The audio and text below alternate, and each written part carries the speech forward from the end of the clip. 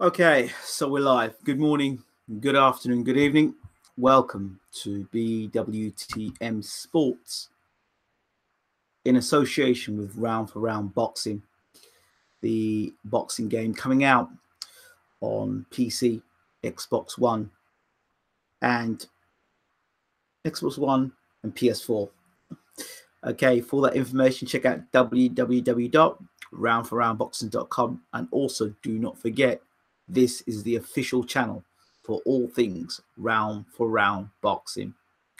Last night was an absolutely legendary show. If you missed it, well, that's bad luck you missed it, because last night we spoke to the legendary, the pound for pound Hall of Famers, Henry Armstrong's grandson. For all of you who don't know who Henry Armstrong is, Henry Armstrong should have been, in all honesty, a full weight world champion. But the thing is, he had three weights he had world championship on in. So he was featherweight champion, he was lightweight champion, and he was welterweight champion simultaneously.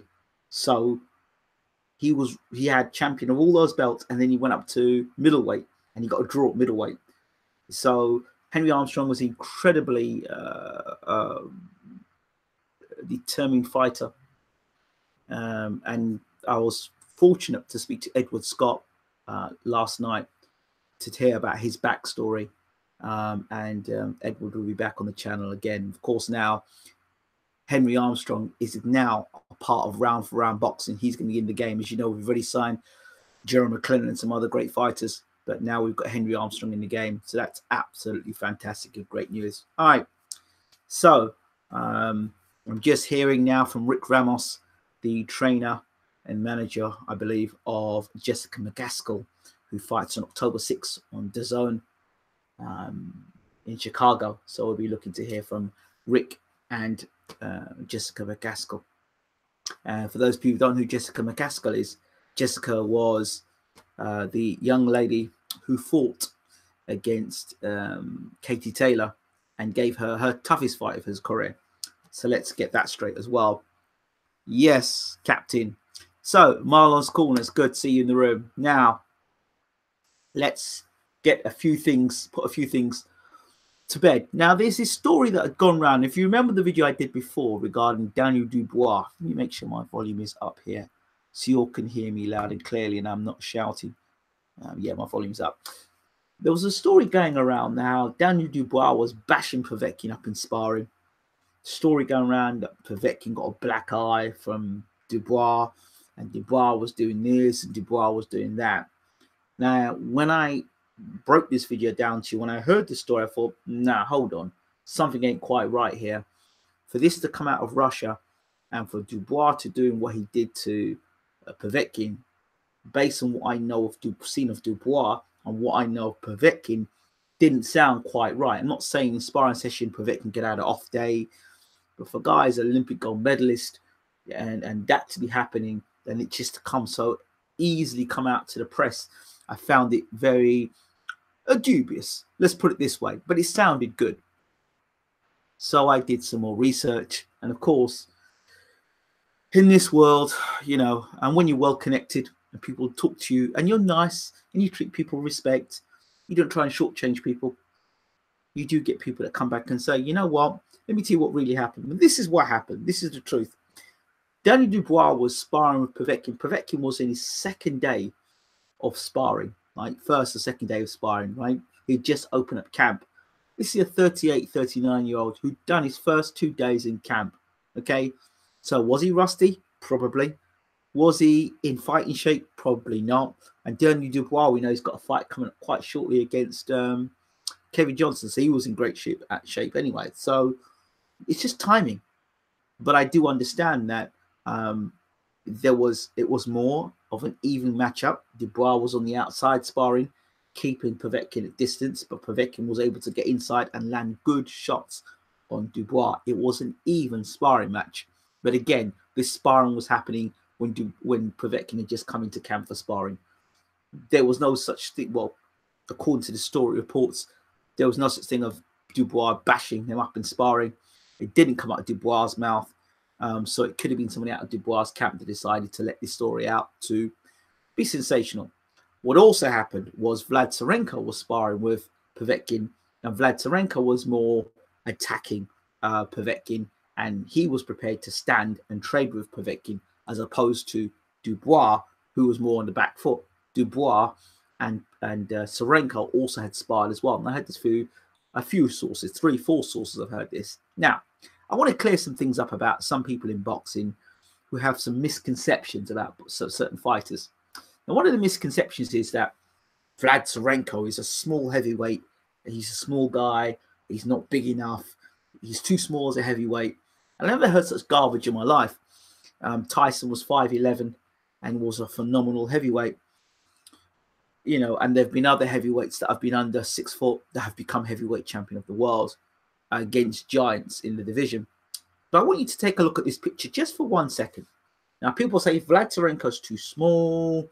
He's not big enough. You know, he's not going to make it in the heavyweight division. Let me just show you this photo a second.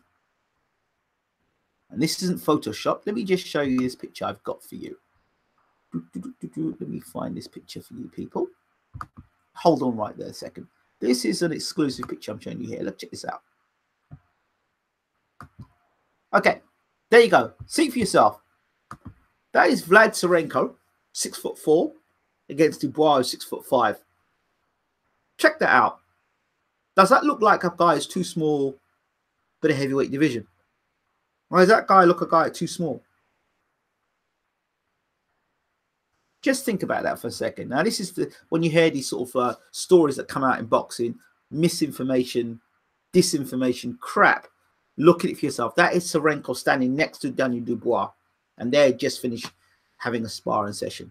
All right. So there you have it. So when you hear these stories in boxing, just take a step back and think about it, and just think, well, okay, what were the circumstances? How did they happen? How did they come about? All right. So the sparring session between Dubois and Tsarenko was quite interesting. Dubois, from what I understand, in the sparring session, was dropping his left hand, and every time Dubois would drop his left hand, Tsarenko would hit him over the top with a right hand, and Dubois did not like that very much. So from what I'm understanding, good sparring session. Tsarenko wanted to engage. So I think the Ukrainian people have missed out on something here with Vlad Tsarenko. He could well go on to be a dark horse within the heavyweight division, and more so, he could well be a star within the heavyweight division, based on the reports I've been hearing from numerous sources, not just one source. So people might sit here and think, oh, you've got it from one source. No, I've got this from numerous sources.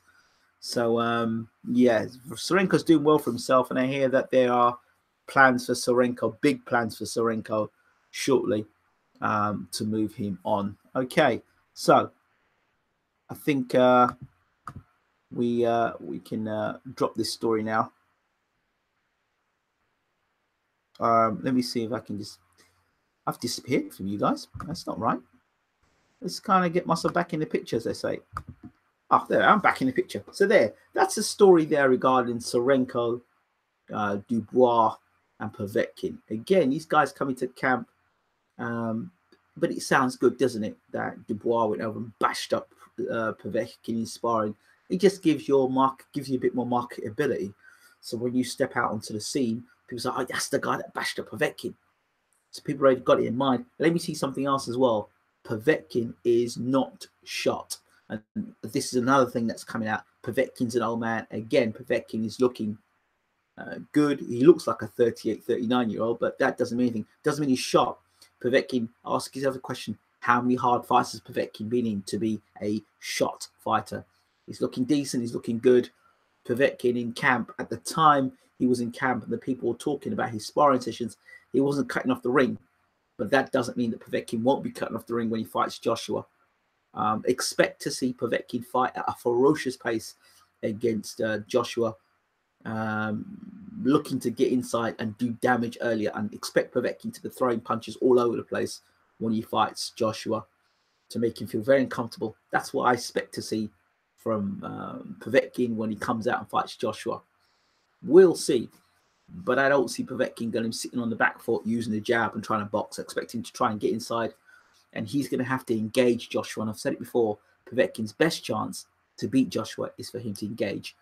Joshua's most vulnerable when he engages, when he's on the attack. The times he's been stunned or hurt, go back and look at footage. It's when he's engaged. So for Joshua, he's got to be on the jab. He's got to box, and he's going to show lots of movement. And he's got to tie Povetkin up, something that he doesn't do much in his career so far, which is tie a fighter up. Klitschko, a fighter who's far more, has got better boxing, knows how to defend himself better and attack better than Joshua. He knows how to type a guy. Joshua hasn't able to be able to do that yet. He'll have to do that against Povetkin, because Povetkin's strong, he's tough, he's battle hardened, he's legit, and he's a danger. And I keep saying again, he's a danger for Anthony Joshua. This is a short stream because I'm going to try and get my man Rick Ramos and Jessica McGaskill in the room. That's what people are saying. I'm with Jessica. Okay, Rick, we will bring you in a room. Give me a couple of minutes. Let me see. I'm going to do this. Can you send me? I need to send you a link. I did. How are you going to send me? Send me an email or something. I'll send you the link through. McTreasure says most of the rumors came from one pick. They cropped out the rest of the picture. It made it look like as if it was just Povetkin and Dubois only, where it was about 3 other boxes in the picture. He's not even a full 6'4", 6'3.5". Okay, so there you've seen the picture there yourself, Eugene. So, you know, either somebody's lying about Dubois' height or somebody's lying about Serenko's height. I think I think I can see what you mean. So I think it's a lot of hype and blowing about Dubois, to be honest. Povetkin is taking this seriously, in my opinion. Damn well is. London, thanks, Captain Obvious. Haha. A chance of 3 belts and becoming the man of the division. Of course, he's taking it super serious. BG says, treasure. So there, that's what it is. I don't have much more to say at the moment because we've got Rick Ramos and Jessica McGaskill literally sitting down waiting for us to do an interview with them. And I'm not going to turn down an interview with Jessica McGaskill and Rick Ramos. So I'm going to get out of here, get out of the position I'm in at the moment, and try and get those two hooked up now. Rick, I will send you a link. Cali Enigma says, keep grinding, LDBC. Yep, shout out to the LDBC, shout out to the Cali Enigma. Much love to you, brother. So we're going to get out of the room here, and next minute when we get back in here again, we'll be talking to Jessica McGaskill, Rick Ramos, live from Chicago. We'll see you in a minute. Don't forget, Round for Round Boxing, www.roundforroundboxing, www.roundforroundboxing.com. The new video game coming out, and BWTM Sports in partnership, and official team member of Round for Round Boxing. Some of the greatest fighters in the world are landing on Round for Round Boxing, including, as we announced yesterday, Henry Armstrong. It was great to talk to his grandson yesterday. Camachos are in the game, Vargas in the game. So fighters from the past joining, and some other big names are going to be joining as well. So we'll see you soon. Take care.